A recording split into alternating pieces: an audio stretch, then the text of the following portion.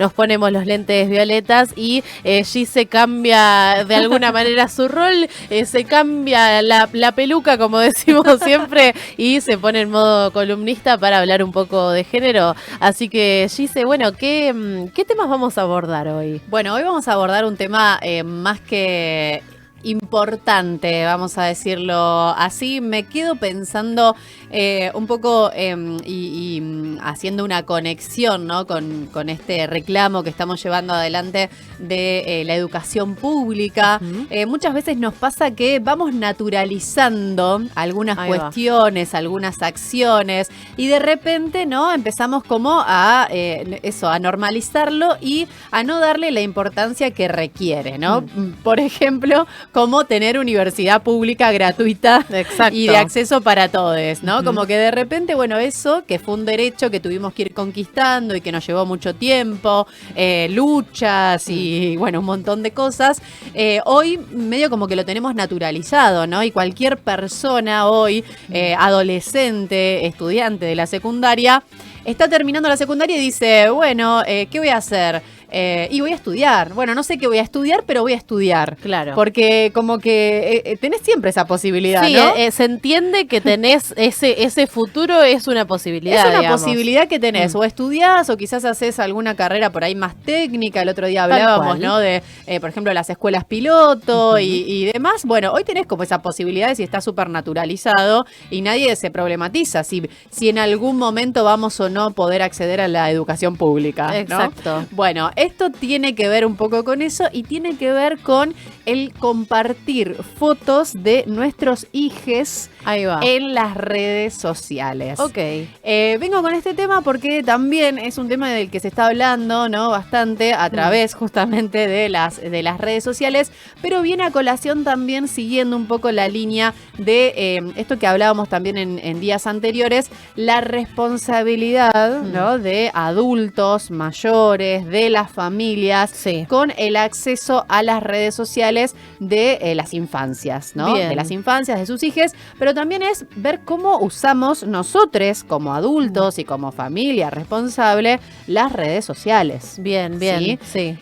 Antes de arrancar con este tema, quiero recordar que se cumplieron 14 años de la sanción de la Ley de Identidad de Género, la Ley 26.743. Esto fue el pasado 9 de mayo y que, bueno, obviamente celebramos este hito mundial que reconoció el derecho a la identidad autopercibida, permitiendo el cambio registral sin requisitos patologizantes, cirugías ni diagnósticos para aquellas personas que, como decíamos, se autoperciban, ¿no? Mujer o varón o no binaria. Tremendo. ¿Sí? Así que celebramos también los 14 años de la identidad de género, que además, lo que decimos siempre, ¿no? Somos pioneros en este tipo de políticas públicas y de acceso a más derechos para la comunidad LGBTIQ+, así que lo celebramos. No quería dejar pasar esa información porque, claro, pasan tantas cosas en todo el tiempo y en todos los días que a veces me es difícil y me es difícil elegir por ahí una temática para traer y abordar en esta columna, pero bueno, vamos a ir tratando como de ocuparnos de cada cosita. Bien, sí, antes, si te parece, quiero, ya que estamos haciendo una parada para hablar de género, recordar algo que no dijimos al inicio del programa, pero sí debemos recordar que seguimos buscando a Ingrid Pilar Cáceres Cuevas, joven de 15 años que está, bueno, desaparecida en nuestra ciudad. La seguimos buscando, por favor, si alguien tiene información, recuerden comunicarse de manera urgente al 911. Bueno, es una joven de tez trigueña, delgada, con pelo largo y colorado, teñido, tiene un lunar en su cara y un tatuaje de mariposas en la mano derecha, así que cualquier información, comunicarse al 911. Seguimos en la búsqueda entonces de Ingrid Pilar Cáceres Cuevas y deseamos que, bueno, aparezca. Sana y salva. Sí. Bueno, nos sumamos entonces a ese pedido y a esa búsqueda urgente. Bien. Bueno, ahora sí, vamos a hablar entonces del shareting. Bien. Por ahí han escuchado o han leído, ¿no? Esta palabra, que obviamente es una palabra en inglés, que hace referencia, como les decía, a esta cuestión de que las familias comparten imágenes o videos de infancias o de menores que pueden ser sus hijes o no. Bien. A través de las redes sociales. De hecho, me llamó gratamente la atención que hay un apartado justamente en la página de argentina.gov.ar que habla justamente del shareting. Ahí va. Y que explica que es un término en inglés que proviene de la unión de las palabras share o share, que es compartir, y parenting, que es parentalidad, ¿no? Exacto. Y es la práctica, como les decía, de las personas adultas de compartir fotos de sus hijos en internet y las redes sociales, y en español se habla de la sobreexposición. Yo sumo que no es solamente el compartir fotos de hijos e hijas, sino también de menores. De cualquier menor de edad, claro. De menores en general en internet y en las redes sociales. Porque si bien está la mamá o el papá que comparte las imágenes, también está la tía, el tío, el primo. Sí, la maestra. La maestra. Sí. Bueno, las maestras igual en la escuela ya hay acuerdos de convivencia y hay marcos legales y protocolos a seguir. En general, lo que suele ocurrir en las escuelas es que te piden una autorización. Exacto. Al inicio de clases te piden una autorización de si pueden compartir o no imágenes de tus hijos. Bien. Y vos podés decir que no. De hecho, en mi caso lo hice. Vos podés decir que no, y entonces donde aparece tu hijo o le borran la cara o la pixelan o directamente no comparten esas imágenes. Bien. Incluso a través de WhatsApp. Claro. Incluso a través de WhatsApp, porque recordemos que también toda esa información va a la nube y puede ser, digamos, repartida hacia toda Internet. Tal cual. Bueno, a ver, la idea de hoy es que reflexionemos, o sea, la idea de hoy, insisto, yo soy madre, y no es poner el dedo acusador sobre la familia, sino que reflexionemos y problematicemos esta idea que tenemos tan naturalizada de compartir imágenes y videos de nuestros hijos en las redes sociales. ¿Por qué digo esto? Porque quizás nunca se lo problematizaron, porque quizás en ningún momento se problematizaron lo perjudicial que puede ser para nuestros hijos y lo peligroso que puede ser para nuestros hijos y otras infancias que también acceden a Internet y que pueden correr el riesgo, como decíamos, de grooming, pedofilia, el ciberbullying, robo de identidad y robo de datos personales. Me voy a detener en esta cuestión del ciberbullying, porque ustedes me preguntarán por qué o cómo se relaciona, digamos, que yo como mamá o como papá suba fotos de mis hijos a internet y aparezca el ciberbullying. ¿Por qué? Porque directamente en esa publicación puede haber haters que obviamente discriminen o tengan una actitud violenta ante esa imagen o esa foto, o puede llegarles esa imagen o esa foto a compañeros de la escuela y generar alguna situación de bullying en presencia, ¿no? de esos mismos niños o niñas, que de hecho hay un caso paradigmático, digamos, en nuestra sociedad argentina de una joven que denuncia a su madre. Ahora lo vamos a compartir porque es un dato paradigmático que también es interesante para seguir analizando. Bueno, la intención, como decíamos, es que comencemos a problematizarnos y a entender por qué es peligroso compartir las fotos de nuestras infancias en las redes sociales o en internet en general, porque generamos una huella digital. Este es un término que también lo hemos hablado, sobre todo cuando hablamos de la información y los contenidos que compartimos a través de Internet. Lo que sucede que cuando compartimos algo a través de las redes sociales, de Facebook, de Instagram, de WhatsApp, de Twitter o X hoy en día, es que se genera una huella digital. ¿Qué quiere decir esto? Que esa información va a parar a la nube y es de acceso a cualquier persona, si es que nosotros no pusimos algún tipo de restricción previa, ¿sí? Y cualquier persona puede acceder a esa información, o sea, a las fotos, a los videos, a detalles íntimos de, por ejemplo, en este caso, de las infancias o de los menores, y que obviamente eso puede llegar, como decíamos, a un peligro más grave como el grooming, la pedofilia, y entender que muchas veces esas imágenes o esos videos de las que se de los que se hacen, ¿no? Estas personas, estos adultos, ¿no? Son las mismas fotos y videos que comparte quizás la mamá o el papá. Exacto. De ese menor, ¿no? Sí. Porque ¿de dónde salen esas imágenes que utilizan? ¿De dónde salen esas falsas identidades, esas imágenes de adultos haciéndose pasar por niños? Sí. O incluso, como decíamos, para generar algún tipo de video con contenido sexual. Exacto. ¿De dónde lo sacan? Y justamente, probablemente de fotos, videos que comparte la propia familia. Claro, esto que me decís, Gise, que nos contás, me hace reflexionar y pensar también en la época actual, en la que, bueno, estamos hablando de, por ejemplo, personas que se están dedicando a producir, por ejemplo, pornografía con inteligencia artificial. Exacto. Y lo grave que es la difusión, por ejemplo, de la pornografía infantil, y que este tipo de situaciones de alguna manera facilita eso, ¿no? Tal cual. Por eso tenemos, digamos, estas dos líneas que se desprenden de esta situación, ¿no? Bien. Por un lado, como decíamos, el acceso de adultos mayores, obviamente que se relacionan con la pedofilia o el grooming, que pueden acceder a esas imágenes, utilizarlas para una falsa identidad o para generar, como decíamos, videos de contenido sexual a través de la IA. Claro. Pero por el otro lado, también estamos exponiendo a un menor, como decíamos, por un lado, al ciberbullying, pero también estamos exponiéndolos en relación a su reputación futura, ¿sí? Porque estamos decidiendo por un menor que obviamente tiene derechos, y nosotros como familias tenemos obligaciones a cumplir y responsabilidades.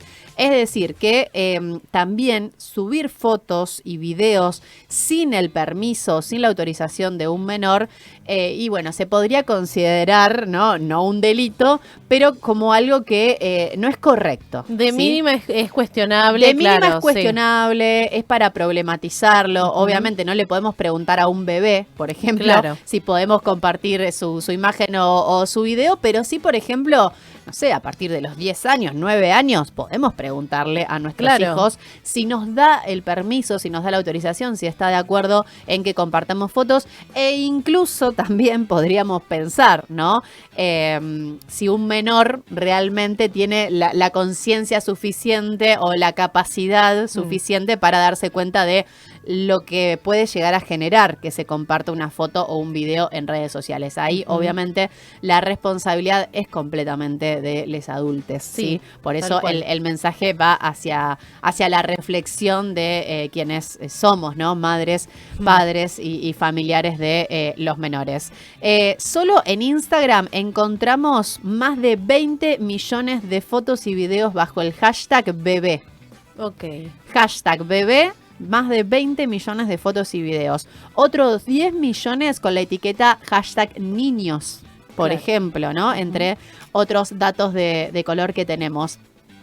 Más del 90% de los niños menores de 2 años ya tiene presencia en redes sociales.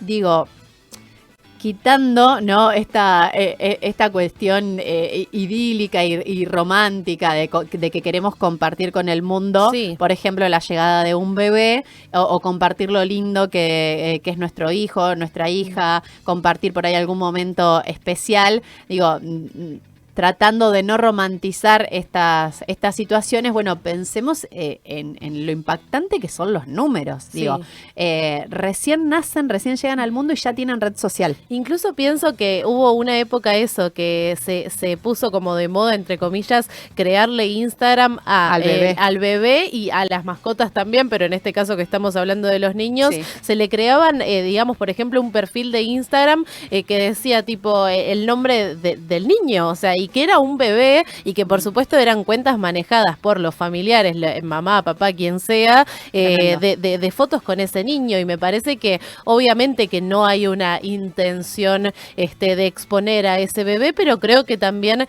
esto que nos trae Gise es para detenernos y pensar, bueno, no es tan inocente como parece subir, por ejemplo, una imagen de un menor. Exacto, puede tener su peligrosidad, digámoslo. Es decir, la importancia importancia es que seamos conscientes de que esto puede traer graves problemas. Sí.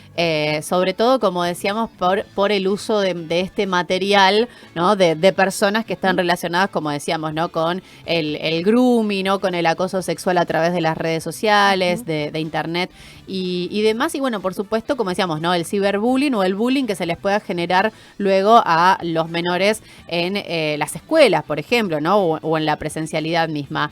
Esto por un lado, ¿no? Las familias que comparten las fotos, los videitos de los bebés, de las infancias. Yo, igual lo de los bebés es tremendo. Pero bueno, de las infancias en general. Y también, ¿no? Otra parte para analizar es la cantidad de, justamente, cuentas de Instagram o de YouTube de menores de edad, en donde las familias justamente acompañan a esas infancias a hacer sus videos, ¿no? De TikTok, de YouTube, en Instagram, compartiendo videitos, sacándole fotos. Claro, obviamente, el niño feliz de la vida porque se hace conocido y demás, pero eso también genera, como decíamos, esta peligrosidad, ¿no? Sí. Digo, para reflexionar, para pensarlo. Hoy incluso estamos hablando de que todo lo que se genera en redes sociales, el contenido que se piensa para redes sociales, es un trabajo. Tal cual. Es un trabajo.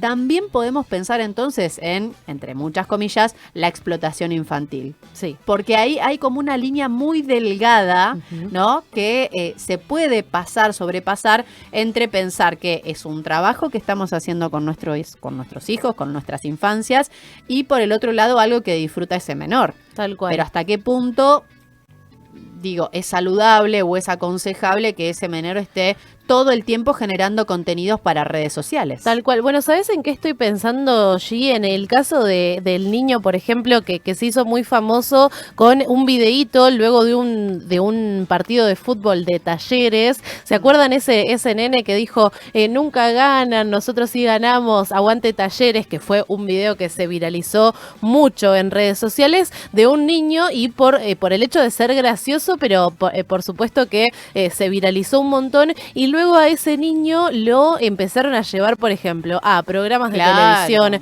videos con los jugadores de Talleres. Digo, fue como una explotación hacia ese niño que si vos mirabas los últimos videos de él, ya se lo notaba agotado. Entonces vos decís cómo por una exposición en una red social como fue un video que se difundió, empezó toda esa cuestión alrededor de ese niño. Y bueno, casos como ese muchísimos y como vos decías, tiene que ver con la exposición. Con la exposición y con la naturalización, ¿no? De el acceso a las redes sociales, ¿no? Que no tenemos en cuenta el alcance y el gran impacto que esto tiene, no solamente a nivel mundial, sino también, como decíamos, la posibilidad que tienen pedófilos, abusadores, como decíamos, personas relacionadas al grooming y demás, que tienen el fácil acceso a todo ese material y que debemos ser responsables al respecto. Por otro lado, como les decía, esta cuestión de la sobreexposición, hay un caso reciente en Mendoza, en febrero de 2026, en donde la justicia de Mendoza dictó un fallo histórico donde un adolescente demandó a su propia madre para que borrara fotos y videos de ella en redes sociales. La joven alegó que su madre publicaba imágenes sin su consentimiento, lo que le provocó situaciones de acoso escolar, sintiéndose expuesta y humillada. Bueno, esto también es otra, ¿no? Como decíamos, otra de las líneas a analizar dentro de la exposición que tenemos de nuestras infancias en las redes sociales. Lo que podemos generar en ellos mismos, porque la mayoría de las veces, porque es una red social privada y nuestra, ¿no? Y de cada persona, compartimos cosas que están relacionadas a nuestros hijos, pero sin pedirles autorización y sin pensar en lo que les podemos generar a ellos. Si están de acuerdo o no, y si en todo caso en el futuro, cuando sean más adultos o más grandes, van a estar de acuerdo o no con esas fotos que publicamos. Y insistimos, se genera esta huella digital y todo el contenido, el material, la información y demás que subimos a redes sociales es muy difícil de borrar. O sea, es muy difícil de que eso en algún momento deje de existir y por eso es que insistimos en esta responsabilidad que tenemos como mayores. ¿Qué puedo hacer para cuidar la privacidad de mis hijos? Y cierro con esto. Dale. Ten en cuenta que una vez que subís imágenes y videos pasan a pertenecer, como decíamos, al espacio público. No las podemos borrar, de hecho es una acción sumamente compleja el borrar contenidos, información de internet, y además de que estamos compartiendo un montón de información de nuestros hijos menores en internet, tipo a qué escuela va, qué edad tiene, su nombre completo, los amiguitos, los compañeros, esto pasa mucho también, fotos que yo quiero compartir, por ejemplo, de mi hijo con los amigos. Y la subo a mi red social. O sea que hay un montón de chicos y chicas que comparto a través de mis redes sociales y las familias quizás no estén de acuerdo.